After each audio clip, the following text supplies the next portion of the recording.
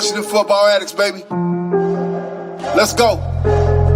Washington Football Addicts, we've been repping for years. Always keeping it real. It's Rod, Steve, Devin, Phil. We talking about latest deals and what goes on the field and happenings with the team. So listen if you a female.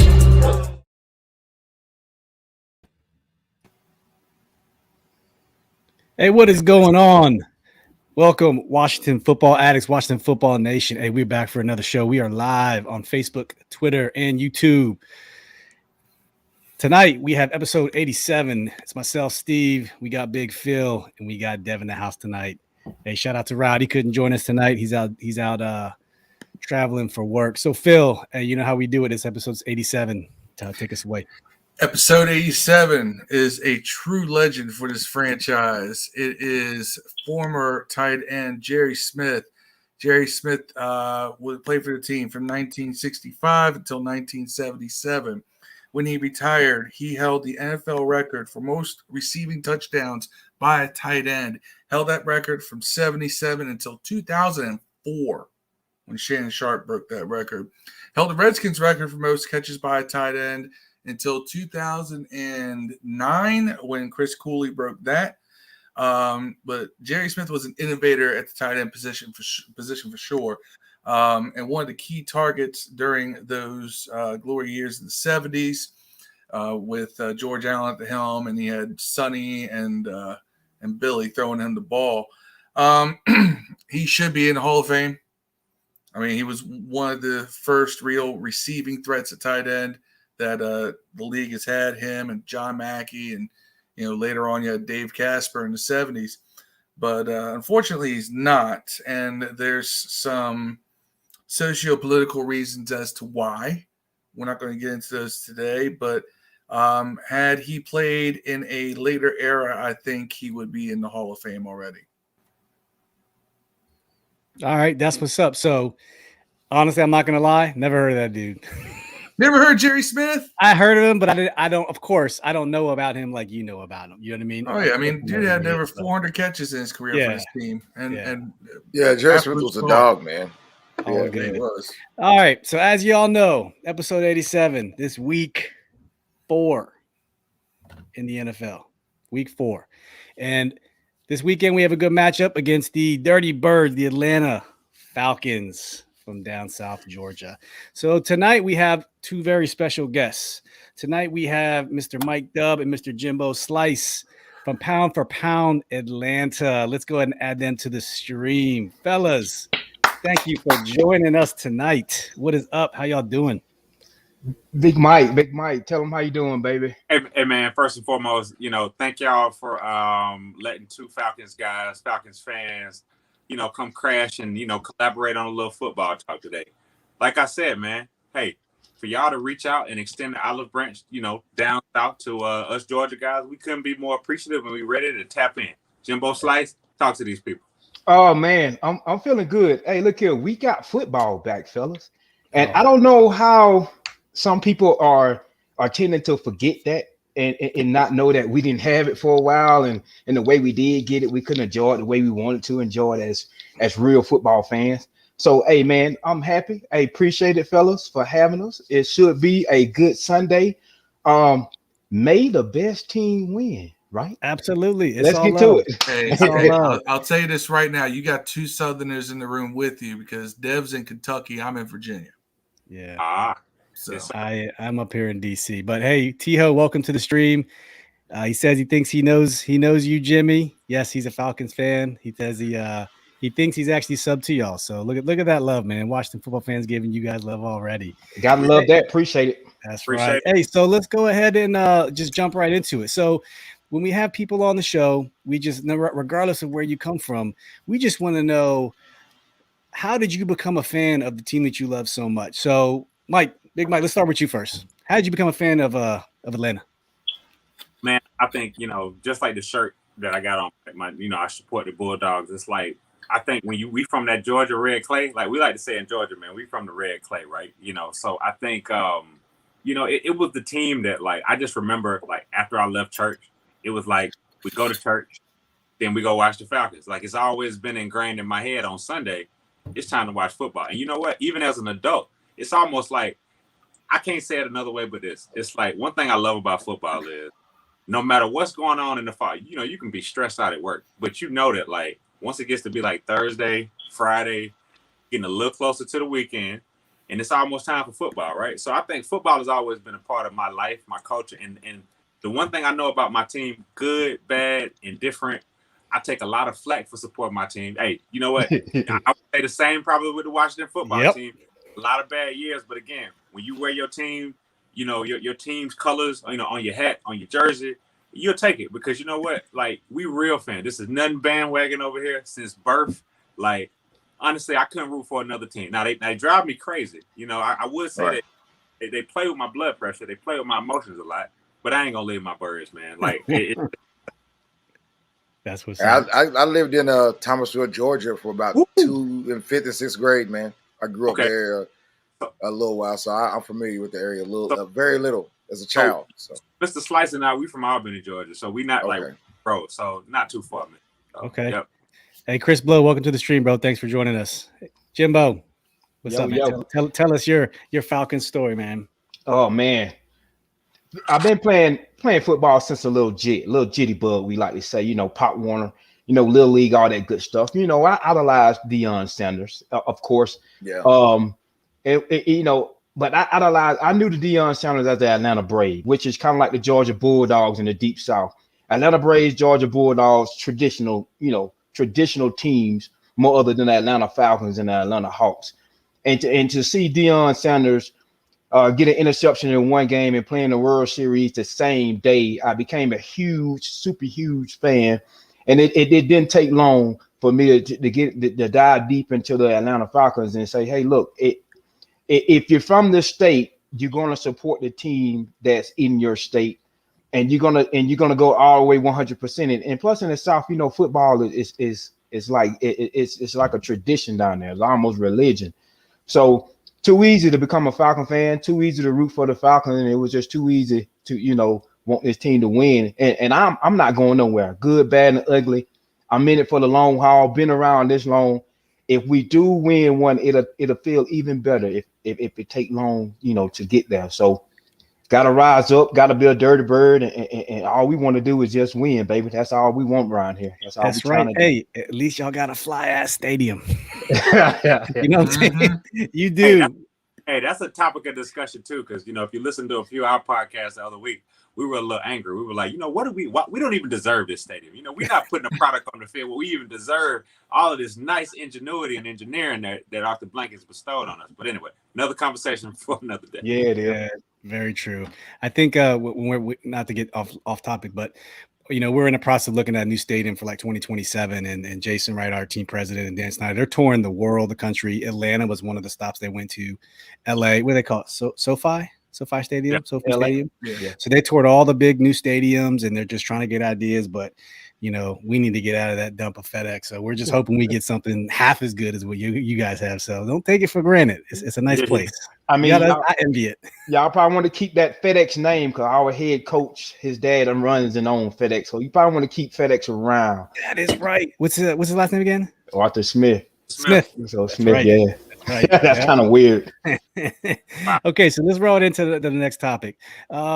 Help us and help our listeners. Tell us who the 2021 Falcons are. How was the off season? How are you guys so far going into week 4? So Jimbo, start us off, man. Oh man.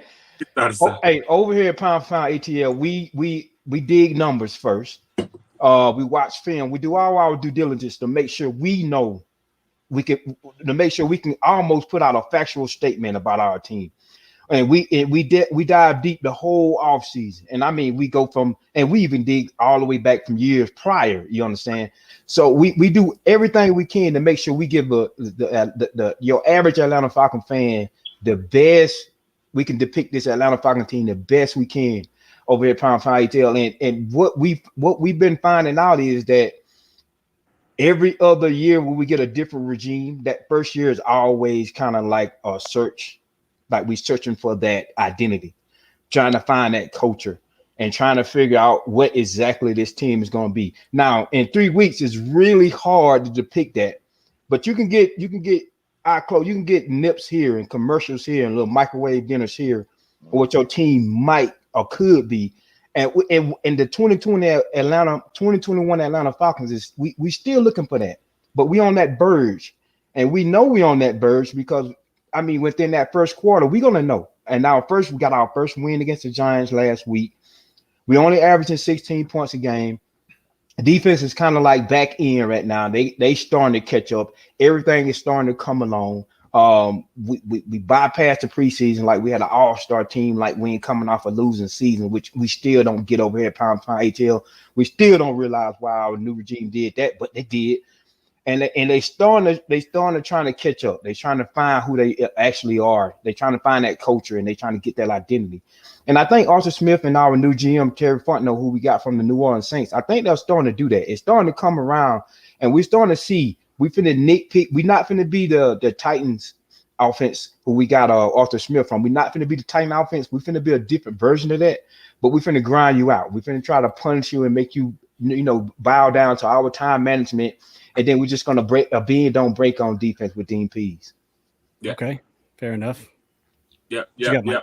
But I'll dovetail kind of off what Jimbo Slice is talking about a little bit, right? Because I think the problem that we ran into is Dan Quinn gave us a lot of slogans. Like he was all good for all gas, no brakes, or embrace the suck. Man, we got so used to these marketing campaigns and slogans for we're an average team and we hope to play better next week, right? So as a fan base, we grew tired of it. Like, I mean, honestly, I would say Dan Quinn last year, just to kind of go back last year a little bit, Dan Quinn before he was fired, the morale was low in the city, right? Like, and again, you guys have had your share of coaches who have just kind of stunk it up.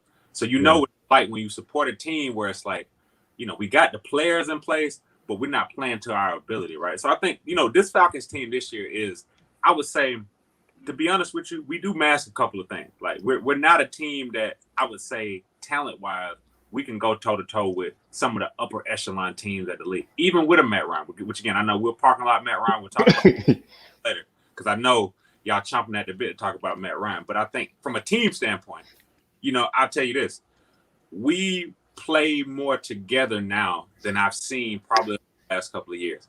All of the individuals, we've kind of gotten them out of the building, starting with Julio Jones. To get me wrong, when Julio Jones said he wanted out of Atlanta on First Take, and everybody saw it, everybody saw the interview. Yeah, it sucked, but you know what? That's the type of mentalities that we almost need to let go.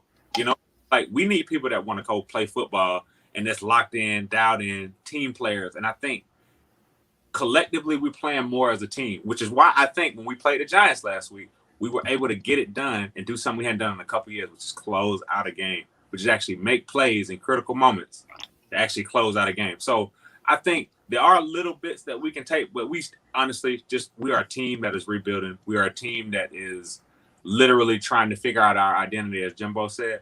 But first quarter of the season, that's kind of what we need to be talking about right now. Right. And I hadn't mentioned Kyle Pitts one time. So, yeah, that's what we got. How's he doing, by the way? I haven't been really watching too much. Lack of opportunities. He's like, I told Jimbo Slice on the podcast the other week, I was like, he's like a freight train. It's like you see him coming. Like eventually he's going to come closer and closer. He's not right at your face yet, but he'll make a catch here. You see the ability in spurts. And I just think it's only a matter of time before he kind of breaks out just because he's got that extra gear that I would say none of our other receivers have, including Calvin Ridley. Right. And he's a rookie. He's a rookie too. So, and that's what people are missing, kind of forgetting about him because he's that unicorn that we wanted at four. But you cannot forget that he's a rookie and a rookie on offense. Rookie on defenses are different. They can fly around. They can be more freely. On offense, people can scheme to stop you. And we finding out some people are scheming to stop Kyle Pitts before he even gets started, which do say a lot. That do say a lot about that rookie. But like Mike said, I think he's on the fringe of exploding. And God knows, let's hope for y'all's sake he don't explode this Sunday. Yeah, because he's coming.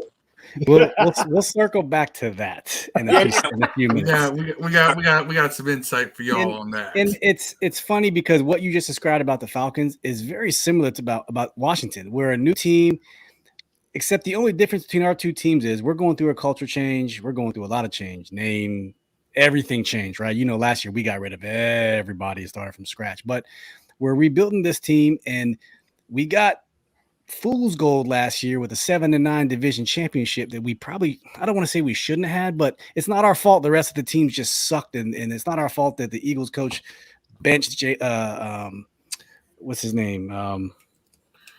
Brought in Jalen Hurts for the entire second half, and then we won the division in the last game of the season. Like, oh yeah, we probably shouldn't have won the division, but we did, and now we have this schedule, and it's year 2 of a rebuild in Ron Rivera, and there's all these expectations, and we're just proven to be we're not where the fan base and the media hyped us up to be division champions. We're coming back. No, we're in year 2 of a rebuild, and it's a process. So it sounds like you guys are already there, but your expectations are more level-headed than our media and our fans come out to be. You know what I'm saying? But I'll say this though. I'll say to add one thing that y'all are clearly ahead of us at, which I think is championship caliber. It's just my own 2 cents from being an outside observer. It is on the defensive line. You guys have defensive linemen who are capable of taking over games at any given time. And you know, in this league, when you got a good defensive line, you can mask all the other stuff. See, very true. But they've never done it. Yeah, right. But Chase Young got 0 sacks, bro. But as of now, he got 0. As of now, I hope Sunday he gets like 6 in one day, like Chandler did. I mean, but what's the chances? But you know what? But I say this though, he still feels confident enough that he's looked at our offensive line and he said, "Yeah, this is my game that I'm going to break out at." I thought that was really telling of him, because he's like, "Well, yeah, I've been kind of behind the 8 ball. Well, I got the Falcons this week. Let me break those guys." So he might have spotted something on our offensive line, which again we'll touch on later. That makes him feel confident, right? Because this is the second week that a player has came against us. Because Tom Brady last week trolled us, or week before last. Tom Brady trolled us before he played us. It was 3:28 on the clock, at his house, and he was just trolling us 28-3. Yeah. No respect for the team, right? So this is almost like the second out of the third week that somebody has looked at our team and said, "Oh yeah, that left tackle, that right tackle, I'm about to eat these guys for lunch." That to me, we don't have a defensive lineman who can say, "Oh yeah, your offensive guard, your left guard, we're about to kill him this week." We don't. We got carved up by Danny Dimes, bro. Honestly, we got carved up by Danny Dimes. y'all, yeah, I guess. Hey, Dev, hold up. We're gonna talk about that. Y'all legit won that game against them, though. We legit got lucky. Yeah, we did. We should be 0-3. We sure did. Hey, so it's a quarterback-centric league. We all know that. The league of the old, the league of probably we'll call it youth, was about running the football. You know, it's a quarterback-centric league. Matt Ryan is a seasoned veteran. You guys have a quarterback. We have Taylor Heineke. We had Ryan Fitzpatrick, went down with the hip injury, the 4th series of the game, and we've had Taylor Heineke since. So I think I have my own opinion of who Matt Ryan is. You know, he's a solid veteran. You know what you're going to get at him. You're not going to get any more. You're not going to get any less. You know what you're going to get Matt Ryan. He's kind of a statue back there, but he doesn't make crazy bad decisions. So I just want to see, like, Jimbo, like, what is your opinion on Matt Ryan as a lifelong fan? Like, are you happy with him? Are you pissed off about him? Like, no. First of all, go ahead. If any Falcons fans watching, go ahead and repeat what you just said about Matt Ryan for our fan base, really quick. Repeat what you just said for me, real quick. About him being a statue. No, he's a stable vet. We know what we're going to get from him. And you're not going to get any more. You're not going to get any less. You know exactly what you get from him week in and week out. We got an MVP trophy. Right, and we got a quarterback. Right? Yeah, right. I did hear you say that. Thank you very much. We do not have that. Okay, appreciate it. Just wanted the fan. If I'm in our fan base watching this, we want another fan base to put it out there so they can hear it. That's all. I really appreciate that. Well, he's going to be in Washington next year anyways. So you want it? Oh, so you want Matt Ryan? No, I do. I absolutely do not. For the record, want Matt Ryan. Okay, but I didn't want Fitzpatrick either. But we got him. So you'll take Matt Ryan. You'll take Matt Ryan for over what you got, is what you're saying. Oh, absolutely. I'll take him over Fitz. Okay. I know because I know this. Now go ahead, Jimmy. Drive it home. I know. I'm just saying. Just wanted to get it there. Yeah. So okay, who is Matt Ryan? Right? Matt Ryan's a pocket passing, record setting, gun slinging. Yes, I wrote this down. Been sacked over 40 times. Never had a defense. Never had an offensive line. On like his 600 or 700 OC head coach. Yeah, that is Matt Ryan, etc. In a nutshell, right? But at the end of the day, Matt Ryan give you a chance to win a ball game.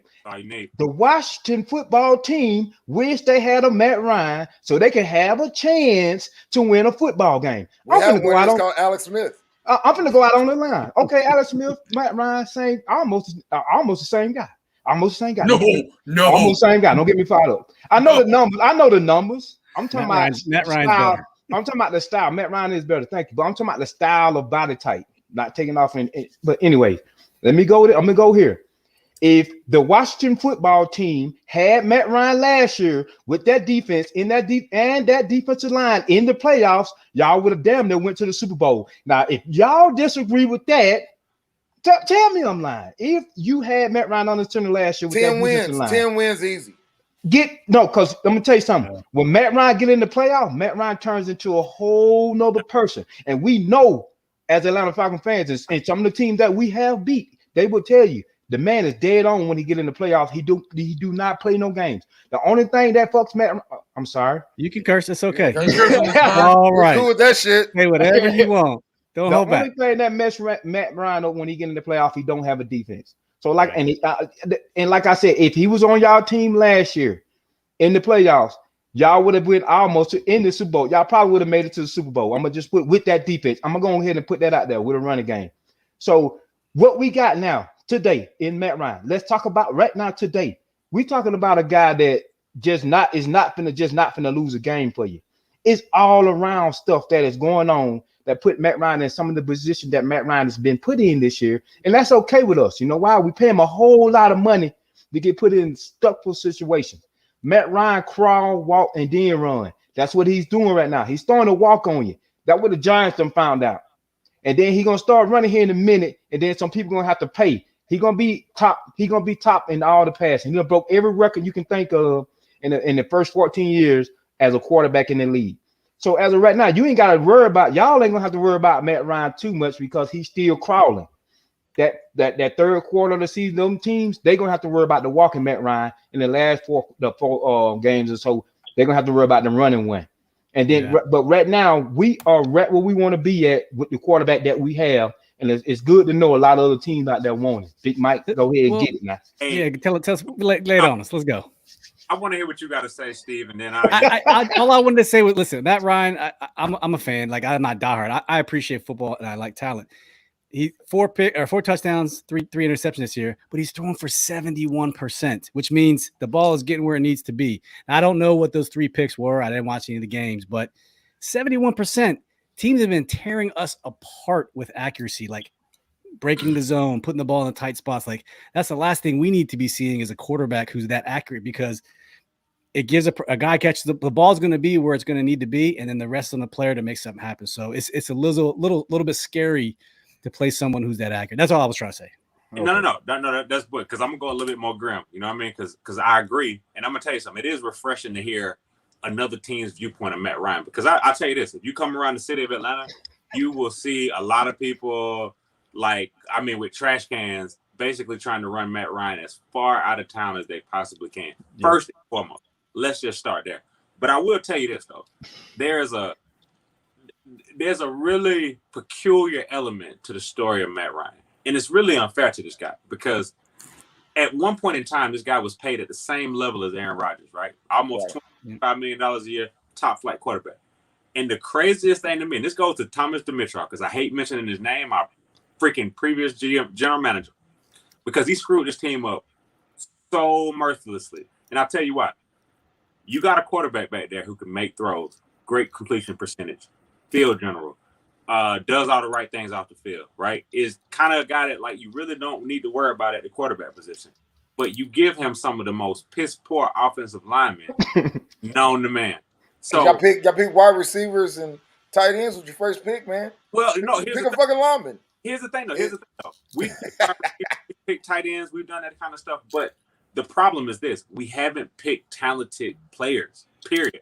We haven't picked players that have translated to the NFL, and I would say this goes back years for it. This goes back from Peter Kahns to I could got a laundry list of guys who didn't pan out. And I'll tell you this: it always starts in the drafting and scouting department because you would say that my thing about it is like this: if we spend all of this money, building this really nice building, you got to take time to put some chairs inside the building, right? You got to this is an office. Like, we got a big building, right? And we got an office inside of it. You got to put chairs in it. You got to have a cafeteria. You got to have an elevator. You got to have all this stuff to work on the inside. And what I'm saying is, that's what we've done. We got the building. We got Matt Ryan. You can build around Matt Ryan, but we put nothing in that building to protect this guy, which is why Chase Young can look at our offensive line and say, I haven't broken out yet. This is the week that I break out. Mm-hmm. And again, the reason why you see Matt Ryan being erratic sometimes is, I will tell you this straight up for everybody in Washington that's watching this right now, is he is a gun shy. He suffers a little bit. He's seeing ghosts just a little bit, because as soon as he says hut, he got people in his face. And I don't care how good you are. If you're living like that and you're getting sacked and you're getting defensive linemen, these huge, y'all got some defensive linemen. That's right. I've looked at your depth chart. Y'all have put an onus on the defensive line. And one thing about Ron Rivera, with him coming from Carolina, he is definitely familiar with Matt Ryan. He knows how to affect him. So if anything, that's why I said this game is going to be really interesting for both of us, because, the Giants, I thought that we were kind of on par with the Giants in terms of just the way we played. It felt like we was playing ourselves. This is literally a team that if we come out and play our game, we could dominate. But again, if we let, Taylor Heineke, and with your defense, if your defense is able to get pressure on Matt Ryan, it could be a long day for us, like point blank. Don't you have 3 first-rounders on the offensive line? I heard a comment on the radio today. I don't know if it's true or not. Or are they older 3 first-rounders? Last year, our whole line was first-rounders. Actually, our whole line, with the exception of no. Jalen Mayfield was a 3rd-rounder. We got a rookie at left guard, 3rd-rounder. We got a 4th-rounder, Hennessy. But to your point, Jake Matthews, 1st-rounder. Chris Lindstrom actually is probably one of our best linemen. We never talk about him because he never does anything wrong, which is great. That's why I don't spend a lot of time talking about Chris Lindstrom. He do what he's supposed to do. He grade out 85, 90 a game, every game. We never talk about him. But Caleb McGarry, now I give you a little bit of intel. Caleb McGarry, our right tackle, Chase Young, that's why he feels like he's got an advantage right there. And I'll be honest with you. That's who it's going to be over. Caleb McGarry struggles against fast pass rushers. Yes, Lord. Jordan eats his lunch twice a year, every year since he's been in the league, and it's just known. And he puts tweets about it. And I'll put you like this: all of y'all have played football before. If a guy tweets you that I just destroyed this guy this game, right? And you got to see that guy again the next game. If you really feel like you can beat that guy, you're gonna be looking forward to all right, I got Cameron Jordan again, and you get beat the same way you got beat the first time. That man owns you. So it's Cameron Jordan. I mean, that's Daniel Jones to the Washington football team till last 2 weeks ago. Yeah. Jesus, he's like our daddy. He's been our daddy for 4 games straight. But before I turn over to Phil, I got one question from T-Ho for Jimbo. He asked, who was another good wide receiver on your team since Julio is gone? And then I'll turn it over to Phil. Since Julio has left, it's no question it's Calvin Ridley. No question about it, hands down. But we are starting to notice some flaws since Julio left. We don't know if he can really carry the weight as a wide receiver 1. We don't know how physical he is when it comes to putting his shoulder pads down and making the tough catches and just, grinding and being that guy, being the running back after the catch, not just a catch and fall down or catch in the end zone. We want to know what that yak looking like, but definitely Calvin Ridley. And we definitely missed that yak from Julio Jones and a bigger type wide receiver. We're more finesse that wide receiver right about now, but I think Calvin Ridley is the best since Julio left, because that's all we got since Julio left, really. Ridley or else. We don't really have okay. Well, let me just ask you all this. I have everybody on your entire roster. Who should the Washington football team be watching on Sunday? Making an impact for the Falcons. Who should be that key guy that you think is going to be the one to make an impact for your team? I'll tell y'all now, it's going to be the tight end. We're terrible at covering tight ends. He's going to have his game. Hey, look, okay, we can answer that question and Mike could jump on it, but after we answer this, we want the same answer. We want that same question answered from y'all. And Mike, this is a reciprocity question because we definitely gonna ask y'all the same question. Now, let me ask you this, because like I said, we like to get geeked over here, pound for pound ATL, offensively or defensively, because both matter. Let's go both. Give us one for each. Give us one for each. I will split it up. Jimbo, you want to do offense, defense? I will split it up. You know, I know where your mind at anyway. So yeah, go. You do. I'm gonna do that offense. You know what I want. all right. So yeah, I'm gonna let Jimbo, because Jimbo is a secondary guy. I'm gonna let him give you some insight on who he thinks. But I'll say offensively, the one guy that you really got to watch out for, if I'm really honest, and it's weird for me to say this, Cordero Patterson, because let me tell you something. Cordero Patterson has been a special teams guy, kind of a gadget guy up to this point, never really had a real role, could play a little bit of this, play a little bit of that. But I will tell you this. They find ways every game to scheme Cordero Patterson open. One thing that we like to note on the podcast about Cordero Patterson is this.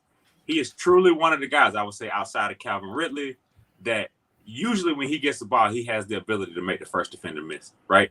And you need that. When you want, when the type of offense that we're running, we kind of slowing the ball down a little bit, those yak plays are absolutely important. So I would say, it took me a little while to get on the train because I couldn't really see him as a running back. But the one thing about Cordero Patterson, most people don't realize, is he's 6'2", 240 pounds, and he runs like a 4.4, 4.5. So he is definitely a guy where you put all that attention on Kyle Pitts. You look at Ridley over the top. Cordero Patterson is easily a guy that can sneak out the backfield off a screen and give you 20, 25 yards. Because if you look at the game against the Giants, he was the guy who had the critical play, to really put us in position to win that game. So Cordero Patterson is definitely my guy offensively. What you got, Jimbo, from the defensive side? Oh, that defensive side of the ball, which is the strength of that Atlanta Falcons team. That's our strength. It used to be the offense. Now the tables have turned. Shout out to Dean Pease, our new defensive coordinator. I love it. And he went off on up, man. We're gonna talk, Mike. We got some stuff to talk about tomorrow on our live show. Anyway, but watch out for our linebacker core. They're starting to come along now, which is a group of fast guys that love to hit. Now they had trouble guarding tight ends, and I see a lot of them people saying that in the chat. But we got the same problem. But our guys are starting to fix that problem, which is good to see. Because if they fix that problem, then it's gonna be hell to pay. Now, Grady Jarrett on the defensive line. If you don't know who that is, y'all, if you don't know him, you're gonna find out who he is Sunday. Disruptive. He good on stopping the run. He hurt people. He punished people. He bend your back. He bend you over like a clothes hanger and make you kiss your own ass cheeks. Grady Jarrett is that guy. So watch out for Grady Jarrett. Watch out for that linebacker core, and AJ Terrell is our corner. Now I haven't got a full report to know if he's going to play this Sunday because he's coming out of concussion protocol. We probably know. I probably should have been to check that before I got on. That's one thing I wanted to check, but he might be playing Sunday. As of today, he practiced today. He said full practice today. So that's another guy. I probably wouldn't go his way. He's starting to come into, and I'm not just being biased. I'm being serious on we've been watching this guy. This guy is starting to jump into that like top 10 corner type field in the NFL, and he's starting to find his way. So I can't wait to see him and McLaren. That was our receiver. What's his name? McLaren? Yep, Terry McLaren. Curtis Samuel's playing too, maybe. Yeah, Curtis Samuel. We got somebody for him too, but I can't wait to see.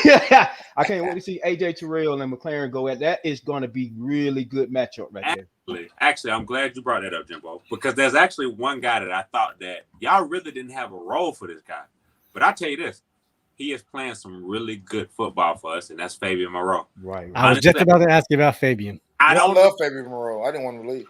Fabian, why he kind of fell out of favor with the old coaching staff, which I can kind of guess a little bit because I think we got Kyle Smith or one of y'all's AVPs or whatever, and he said, Fabian Moreau guy, we need to get this guy a shot. Let me tell you something. We never heard anything about Fabian Moreau out of camp. And you know why? Because he never really did anything to put himself in a bad situation. So he is actually playing really solid football. And that's actually a thank you to you guys for not really recognizing his talent. But anyway, it happens all the time. But yeah, linebacker core, Grady Jarrett and AJ Terrell, and thanks for Monroe. He's been solid for us. Absolutely. Now the question is on y'all. Go ahead. All right. So Dev, start us off. Who do you think that they should be watching from our team come Sunday? Obviously, the easy choice would be Terry, but I'm gonna surprise you. I think this is the game where we get back on the Heineke bandwagon. And the reason is because I know we're talking about Matt, who I'm a fan of. I don't want him here, but I'm a fan of him, you know. But they're basically the same guy this year. I mean, you know, Heineke is throwing 69.4%. Matt's throwing 70. Matt got 707 yards. Heineke got 670.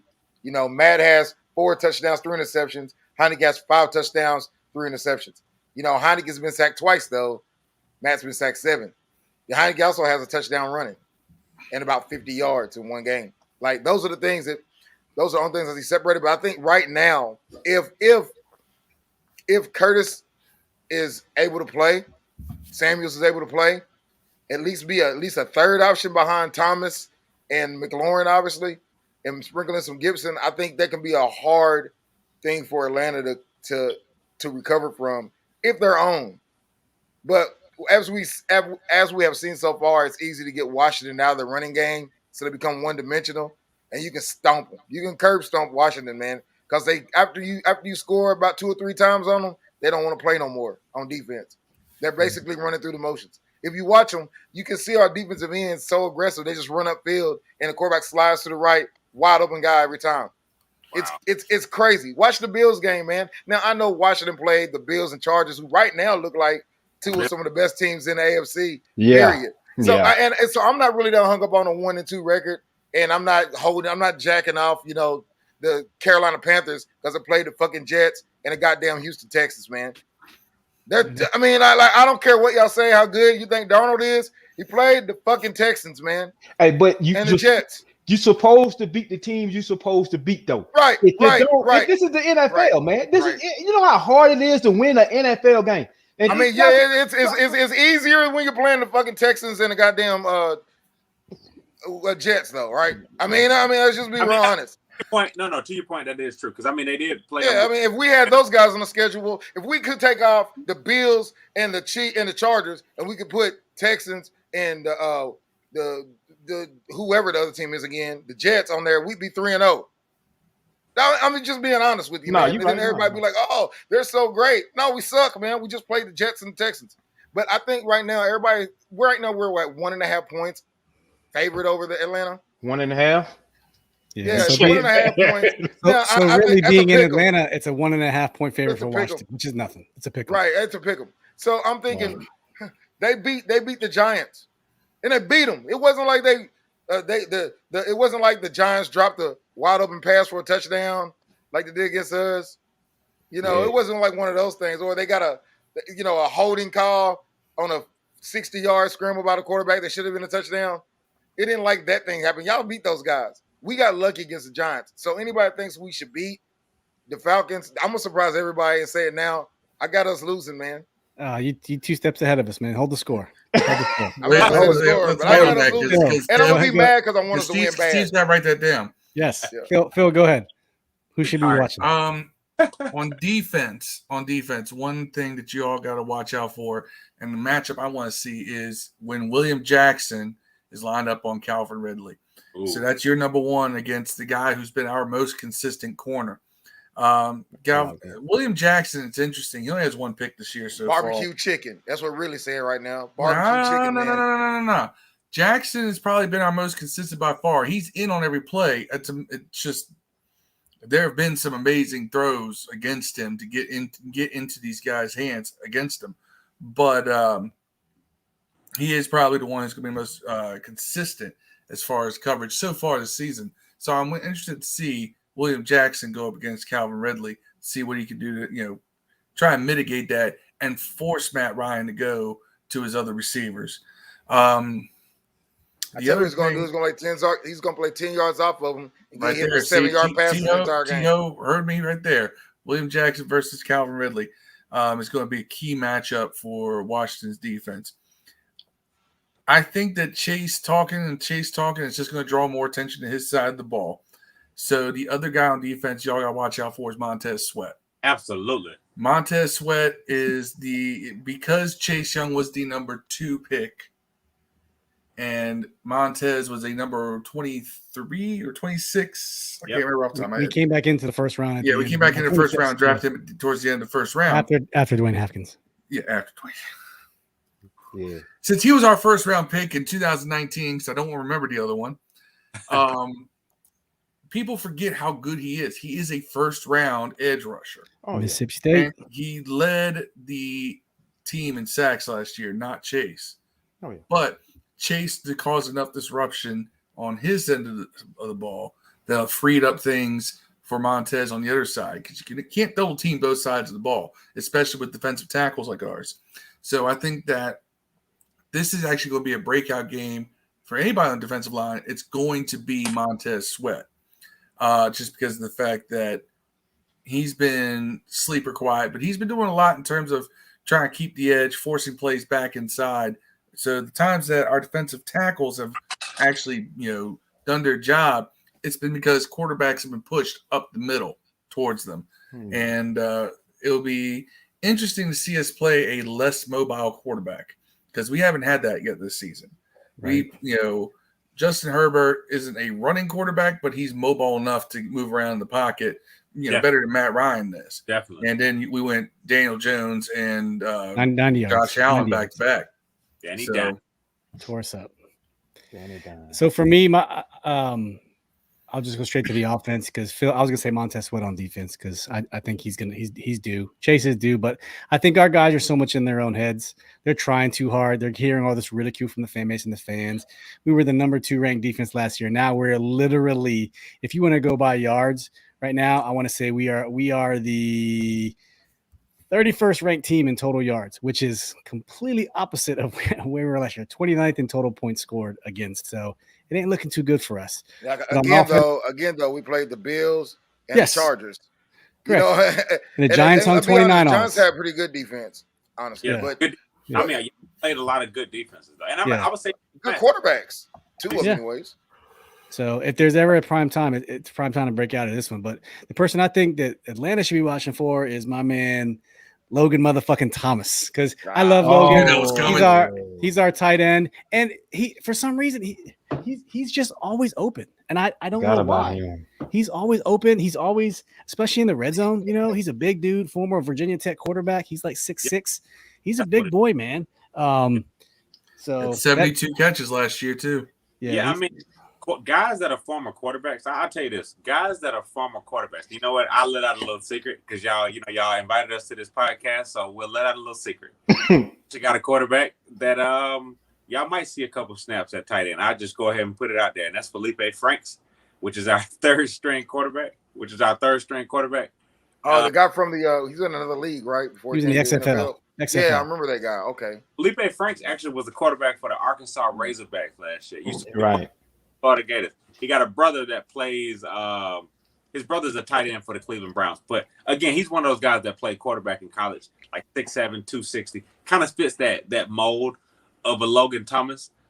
Just big guy that can just like guys that have the potential to get open. That's one guy that I think that I would say that is one guy that we are watching out for as an X factor, because we just I don't know, maybe it's a league thing. I think it's an NFL thing. Maybe tight ends are just freaks of nature these days, but we have trouble covering the tight end too. And yes, we do. Y'all got another good one for sure. Like, he is definitely a guy that is on our radar for sure. Now, y'all in y'all last 3 games, y'all don't gave up 92 points over the last 3 games.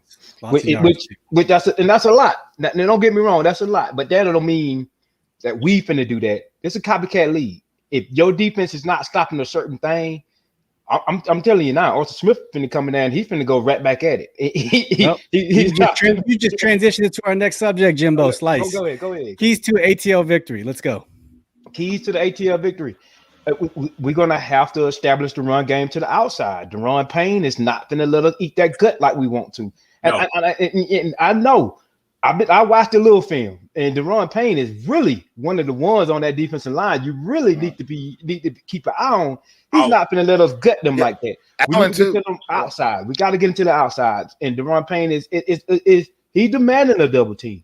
So the key to our offense winning the game, we're gonna have to get to the outsides, and we're gonna have to run at those slim defensive ends. Y'all got Chase Young and Montez Sweat, and that's what people been doing to y'all. Y'all expectation for that defensive line been so high, people been running right at them or coming right at them or RPO right at them and then throw the ball. So that's kind of how they taking y'all out of the game. And I think that's the same way we're gonna have to do it. Because if we sit back there and let Matt Ryan be that statue, Montez Sweat and Chase Young is gonna get home eventually, especially with our right tackle. Right. Yeah, he will. He will. Barbecue chicken. So Mike, what's your keys to an ATL victory? Okay, so my keys to an ATL victory is this. You know what? What's crazy is it's not necessarily because we're playing the Redskins. This is usually some of my keys to an ATL victory. Because you guys have an aggressive defensive line, I would say a borderline dynamic defensive line. We have to be able to, one, hit in the screen game and find matchups in those matchups. If we're able to find one-on-one matchups, because the one thing I don't really know a lot about is who the Washington linebackers are. That may not be a bad thing, or Nobody. It may not be a good thing because I've never heard of who these guys are. Right now, I think their first name was Barbecue, last name's Chicken. That's what I'm trying to tell you. They're shit-tacular. Our linebackers, we call them craptastic. So look, okay, I will say this. Because Kyle Pitts, I look at it like this, and we hadn't really talked a lot about Kyle Pitts, but I'll tell you this. Kyle Pitts has been, I would say, very frustrating for the Atlanta Falcons fans to watch because, again, he got all of this pressure on him. And, like, I give you a good example. We played against the Giants last week, and we get to the red zone, and we hear all this stuff about how Kyle Pitts is good in the red zone. We don't even have him in the package in the red zone, right? So the thing about Kyle Pitts is this, though. What he showed me in the second half against the Giants is he's just going to play his game, do what he got to do, and wait for the ball to come to him. One thing I like about him as a rookie is that he is a very selfless rookie. Like, you would think a guy with all this height would be demanding the ball, but he just lets the game come to him. I think that the keys to the victory will be establishing Kyle Pitts early, as we do every week, but also another guy who we don't talk about as in Hayden Hurst as well, too. So I think this will be a game where we rely on the tight ends because you guys have such an aggressive defensive line. So I think for us, it's screen games and ensuring that we hit our tight ends because I do think the Calvin Ridley and Will Jackson battle will be a little bit better than people anticipate. Me too. I'm definitely a Will fan in terms of his body of work that he's put out as well. You speak the truth because tight ends tend to tear us up. Mobile quarterbacks and tight ends tear us up. And I was going to say we are famous for making tight ends famous. Austin Hooper is paid in Cleveland because of the game he had against Washington 2 years ago. You probably remember it. Was it 2 years ago? Maybe 3 years ago. I don't know. He tore us up. Then he got paid. He left and he got paid. So that's what we do. Now we have our first round. We tried to pay him. We tried to pay Hooper. He turned us down. Remember that? Yeah, we tried to pay him. I don't know if it's scheme or what, but they just tear us up. Like they sit in the soft zone. They hit the seam. The tight ends just always seem to eat us open. So I was scared of John Bostic doesn't drop back in coverage. Kyle Pitts and Hurst scare me. You know what I mean? I know what Hurst can do. Like he's a good tight end. He just doesn't get a lot of opportunities. So yeah, I don't know. All right, so those are good keys to victories here. For us, I would just say that we need the defense just to be a shell of themselves last year. They were a great defense last year, and they've been horrible this year so far. If they can play at least half as good as they did last year, we have a chance to compete in this game and win. I think it's that simple. I don't know what else we need to do. It's that simple. Phil, you got anything else on that? Key to a victory? And this is going to be harder to do because Antonio Gibson's now questionable because he suddenly showed up on the did not practice list or limited practice list because of a shin issue. Uh-oh. Yeah. But we got J.D. McKissick, and we got Ioannidis didn't practice today. Hold on, man. You got to put some respect on JD's name. I'm bro. not the he had 80 grabs last year. How many players in Atlanta had 80 grabs? Yes, our backup running back was the best slot receiver we had. He was the check down. He was the check down. Nobody else got checked down 80 grabs though. But what you want to say? If Gibson had got those 80 grabs, man, they would have just been like I'm about to give the man some credit.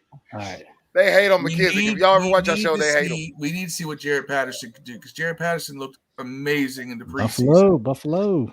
And he's only seen one game so far this season.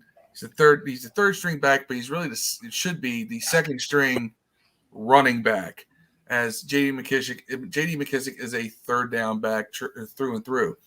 So with or without Antonio Gibson, we need to be able to establish some kind of a running game, because one of the reasons why our defense is getting bombed on is because the defense is spending too much time on the field because we can't sustain drives. Oh, I know that. Yeah. You can have the best defense in the world, but if they're out there 35, 40 minutes of a 60-minute game, they're going to get gassed, all right? Yeah. The human body is only designed to be so enduring no matter how athletic you are. So you got to maintain drives, and we got to run the ball more consistently. That doesn't mean just the spot runs we saw, but even last week, like we come out in games, and in the first 8 plays, we'll call 6-7 passes. Like, I don't know what Scott Turner's thinking sometimes, and we have a lot of questions about him as an offensive coordinator, but he has zero commitment to running the ball. And it's weird because you think that if he learned from his dad anything, his dad was a head coach here and consistently had a great running game. He went from Terry Allen to Stephen Davis over a course of almost a decade, and those guys were consistent year in, year out, 1,000-yard plus running backs. And he was a guy who liked to go Air Coryell and bomb out on you. Yeah. We need to run the ball because it opens up the pass. It causes defense to play honest. And I don't know how we can get this word out to Scott Turner, but he needs to hear this. We need to run the ball more, keep that defense off the field a little bit more so they're fresh when they come on the field and they can make plays. Hey, breaking news before we go to Dev real quick. Jaguars are up 14-0 Stop over it. Bengals. Stop. What? Stop. What is going on here? 2 crap teams, that's what it is. Hey, no. In my fantasy, Cincinnati's not bad, but and I just thought Marvin Jones scored a touchdown. I was hesitating to start him, but anyway, he panned it. Anyway. I'm talking about money. I took the Bengals in the over, so I'm really hurting right now. But anyway, wow. Hey, Jared Peterson, is that the running back from Patterson? That's from Buffalo. Buffalo, yeah. He had like 8 touchdowns in one game 1 year. Oh, he was just clowned because University of Buffalo is University of Buffalo. You know what I mean? Like that Division I school. That dude is built like Maurice Jones-Drew, and I don't know why we're not putting that to use. Running the ball is running the ball. I don't care what part of college you in. You know how to. He got vision. Me and Mike do undrafted free agents for Pound4Pound ATL, and we was digging into this guy, and we was looking at this guy, and we was running his film. We was like, this guy's good. Like Atlanta, please. Very productive. Yes, sir. Yeah. And we love that guy. So to possibly play against him this Sunday, that's gonna be awesome to see. I hope they play him a little bit more. I like the kid, man. I don't care what level of football he's I playing. do too. I want to see him. I want to see him eat, and we haven't had that opportunity yet. Now, maybe with Gibson out, that forces the issue. And if he can get going early, maybe it'll show Scott Turner, oh my God, look what happens when we run the ball. It sounds like Scott Turner is stuck in his ways, and he's one of them good old boy OCs, and that's just not going to happen. We had that guy last year that was doing the same thing with the pass. This is only his second full season as an OC. Man. Yeah. He's learning on the job, but he's not learning correctly. Deb, what's your key to a Washington victory here, real quick, and then we'll go on to score predictions. Pressure up the middle. I think that Allen and Payne, I think it was Mike that said that, right? Allen and Payne, man. I think if they break them off a little bit, we could beat them. But I don't know if y'all watched ESPN the other day and y'all saw the clip where your boy was talking about how selfish Chase Young and Sharp and Sweat were, how they're like over pursuing. They're so aggressive, and it goes back to what you guys said. Screen game's gonna kill them, man. Draw game's gonna kill you. Matt Ryan's a smart dude. If you don't think he's that talented, he is definitely smart. You know, he definitely knows what he can. He knows his limitations. He knows the things he does well. And those are the kind of quarterbacks that usually does damage to us because they'll throw efficiently. They won't waste downs. We're terrible on third downs. We're like butthole last in the league, man. I don't know. On offense, you mean? On offense? Yeah, it's going to be real hard. But in order for us to answer your question short, instead of being long-winded every time, it's going to be the guys. It's going to be the defensive tackles. That's going to be our. Yeah, that's what I'm afraid of too. Okay, so let's roll right into it. We'll start with Mike. Give us your straight up prediction for Sunday. Let's hear it. Score prediction. I like to log all these just so we can see, and we do giveaways for anyone who can guess the score. And we've been doing this for 2 years now. We haven't had anyone guess the score correctly once, so it's not going to happen. happen. Try. If y'all win, I'm going to give y'all some Atlanta Dominoes I made. So right now we're giving away a signed Ryan Grandry. That's what we have right now. Predict win. Almost. No, I'm joking. But like about it, I'll tell you this. Me and Jimbo, when we get wrong, when we're wrong, we like to say we right, because I was the idiot that picked us to beat the Eagles because I thought that we had a chance. Jalen Hurt had experience. We got a 14-year veteran, and boy, I had a lot of crow that day, right? So real careful when I put these picks, even though it looks like on paper that if we play our game, we can win. I will say this though, I do have a Falcons victory. I have it as 23-19 because if we are better than y'all, we're not that much better than y'all, and it'll be another hard-fought, real good football game. Maybe boring at times to watch because it's two teams trying to get out of their own way. But 23-19, got Jimbo. For the record, have you been picking Atlanta to win every time? Roast beat the Giants. Hey, Jimbo, has Mike been picking Atlanta to win every game? I need to know ahead of time. Well, over here at Pound4Pound ATL, we don't predict at all because it's a jinx. We feel we do not go down that route, and this is kind of new for us. And we kind of did in the first game because a lot of fans of ours asking for it, but we usually hate doing it, man. Let me answer your question. Okay, so look, check it out now. Check it out. I want one of them to predict before I do. I'm not going right after Mike. We can do that. We can do that. Hey, Rod, our founder, our main, this is his prediction. There you go. Yeah. I'll tell you this though, real quick.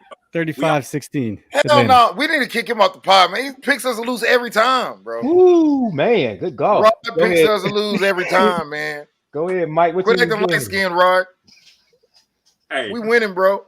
All right, so Dev, go ahead. Go. We can say Mike, and then we'll give Dev his Tom prediction. Brady in that division, man. Trust me, you didn't want to really see our podcast the week we played the Buccaneers because we got a lot of people that's like, "Why y'all so negative?" It's like because we got Tom Brady and we ain't got no answer for him.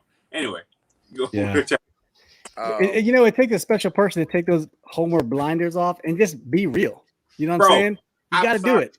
You got to do it.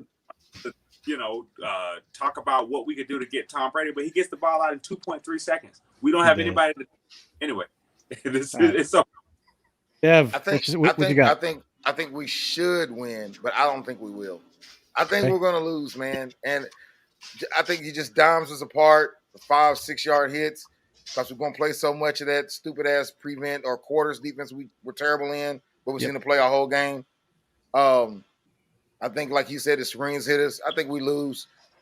I'm going to go 25-21. 3 points. 4 points. 25-21 ATL. Okay. Got it. Jimbo, you ready? You want Phil to go first? I'm ready. I'm ready. Look here, man. These two teams is almost the same team. They can't get out of each other's way. So the first time this year in the NFL, we're going to have a tie ball game, 24-24. Washington football team, Atlanta Falcons. That's how it's going to end, big dog. We had a tie, was it 3 years ago, Phil, in Cincinnati. London? Yeah, because it was 2016 against Cincinnati. I'm glad y'all said that because that might happen again this weekend. Hey, look here, man. If y'all don't show up, Matt Ryan going to hang 40 on you. Easy. If you don't show up. I'm telling you that now. But I'm going 24-24 since I don't predict that much. Tie ball game. First one in the NFL. Go holler at DraftKings on your boy Jimbo. I ain't gonna give you no money. I'm gonna change mine, man. I'm gonna change mine. Y'all picking up fucking 40 on us, bro. I'm not going there, man. Hold on, man. Heineke's gonna throw 4 touchdowns now. We winning, man. You said we were gonna beat the Bills 35-20. 28-10. Good guys. Win, dog. I'm going back to Washington, man. 40. 40. Matt Ryan will put 40 points on you in a heartbeat, dog. I'm telling you that now. I'm just telling you now. Hey, whatever's in his bag, I want to roll up for me over here, man. Ain't no way. Check it out. Hold on. Check it out. Look, we've been amicable the whole show, but I will tell you this. I will say this. We get to the nitty-gritty part of this. These are two teams that explode on one another. Taylor Heineke is a Georgia boy. He's from right up the road. from where we are right here in Atlanta, Georgia, or whatever. So it's not like this guy is sneaking up. And he made the mistake this week of saying, "I've never been a Falcons fan." Right, I seen it today. So I would say this though, like, boy, our head coach is our offensive coordinator, and every week, we're continuing to get better. Now, I won't again. Now, Jimbo, that's my best friend. I go against my best friend, but 40 might be a little. You look at the points we 40 to earn every point that we scored. Trust me, it's been tough. And if you geeks like us and watched our preseason, 40 points. I trust Jimbo Slice on that one, but I will say this though. This is really two teams that we will have a better understanding of who our teams are after this game, because I do think the Washington football team is much better than they've shown, and they haven't been done any favors with y'all schedule. Like, again, y'all Buffalo, Chargers, like y'all going against elite quarterbacks that are doing what elite quarterbacks do. Now, it might say that y'all are not an elite team, but I still do see a team that is fringe playoff team at best, which is, again, that's what we are. Fringe playoff. That's the lens at which we're looking at this from. So I'll say this. Washington comes and doesn't take Matt Ryan serious. They look at the offense line and think everything is hunky-dory. Yeah. With Kyle Pitts, man, I won't say what's impossible, because what I've seen from him, we've been watching, man, I'm telling you, we've been watching the Falcons for years. I've never seen anybody that at the tight end position that's a mismatch. We've watched Jimmy Graham come in the NFC South, like, basically a basketball player, and slice us for 10 years in a row. Oh, yeah. Had an answer to the tight end. This is our first time actually having a tight end. Because Austin Hooper was a good, he was all right. But this is our chance to, like, really expose another team. So we'll see. Like I said, this is where 40 on us. Phil shaving the eyebrow off. I got Dale. I already shaved enough off. I don't need to shave nothing else off. I got Dale fired up by that 40 burger. But I'm saying, if you don't show up, Matt Ryan will put 40 on you, and that is no question about it. Y'all go ahead and do y'all prediction. All right. So I think we're going to see something completely different than we're expecting. I'm predicting this game's going to end up just being a random shootout. And I predict Washington's going to win 36-31. Both teams going to put up a 30 burger. But I think we'll pull it out. Although what's going to happen is that Atlanta's going to be driving the ball late in the game, and they're going to come close, but they're not going to quite get that touchdown to end the game. And it's going to be one of those things where we're all going to be pounded down Pepto at the end of the game, like, oh my God. But 36-31, Washington. Got it. Heineken, 4 touchdowns, man. I'm telling you. 4 touchdowns. Okay, I'll get mine. Go ahead, Dan. 1, 2, 3, 4. 4. Going, dog. I think it's going to be much closer. I think Vegas is spot on with the 1.5 spread. I'm going to say 24-23 Washington, and that's not might be being a homer at all.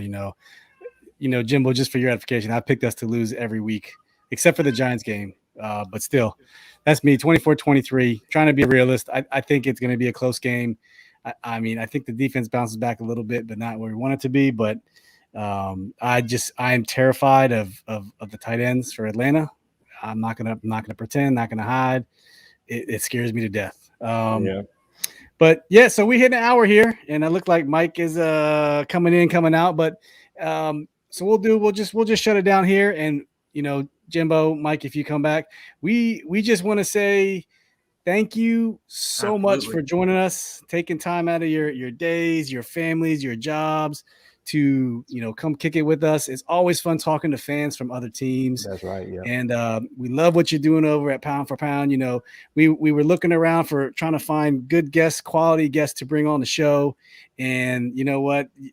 We found you guys. I was like, man, we got, and I hit you up on Twitter. Thank you for being so responsive. No problem, man. No problem. Great experience. And we love what you're doing there at Pound4Pound. Yeah. Best of luck to you guys, and best of luck to you on Sunday, man. It's going to be a great game either way. Yeah, and like I said in the beginning, may the best team win. I appreciate it, Dale, Phil, Steve. Appreciate it, Big Mike showing up. Shout out to our other co-hosts, Toby D and JR, the hardest working men in the show business. We love them guys. And hey, look, man, I'll be hitting you up on Twitter Sunday after the game. Please hit me up. I got to get these 40. Hold on, man. I got to get these 40. If it's a tie, I want my Dominoes. I got you. And I want a 20 pack, 30, 40 pack of PBR. That's what I If you do. got 40, if they hang 40 on us, Phil gonna have no eyebrows. Don't worry about that. Hold on. Dev will send you a 24 pack of Grippos. Okay, I'll take that. I got 2 boxes over here. Hey Jimbo, where can everyone go find you guys at on social media, on YouTube? Where can we find Pound for Pound ATL at? So on YouTube, it's Pound4Pound ATL. You can type in P4P ATL, what's on the shirt, or you can type in pound spelled out 4 pound spelled out ATL, and it'll come up. You can catch me on Twitter at Jimmy Obama, JIMMYOBAMA. Hit me up. I like Steve said, I hit back. I talk back to you. It's no big deal to me. And if you really want to find out what is that on YouTube or wherever, or our other guys, I will let you know. No big deal. We got merchandise. Whatever you want, you holler at Jimbo or you holler at Mike Dub, and we will get it to you. And we plan to Washington football team this Sunday. May the best team win. That's go. What's up. Hey, that's our note from our whole project. You coming up for the post game or pre-game? Well, y'all gonna be on for the post game, pre-game? One of the two. You invited to both if you want. I see what's up. I might cry if we lose. So if you ain't afraid, if I don't have too many of these, because I don't like to come on after the game. My blood pressure be up, and I be a little bit better. Over here. So I don't know. And it depends, man. We try to watch ourselves over here because we get a little emotionally, and I'm telling you, it's hard to calm us down. We get, like we say, we get fired up, and we're gonna let you know. You want to know it. You catch us after the game, you really gonna get it, and we don't like to show that side, that Jekyll and Hyde. We don't like to show that side. Y'all hang 40 on us. I'm gonna show us side anyway. I hope you do, man. Appreciate it, guys. I appreciate it, fellas. Good talking to y'all. Yes, sir. Let's watch some good football Sunday. No matter what, let's watch some good ball. Sunday. Absolutely. All right. Hey, appreciate it. Thanks, Jimbo. We'll appreciate it, man. Hey, best of luck Sunday, and yes, sir. May the best team win. Gotcha. Go Steve. Go Phil, go Jill. Watch this football addicts, baby. Let's go.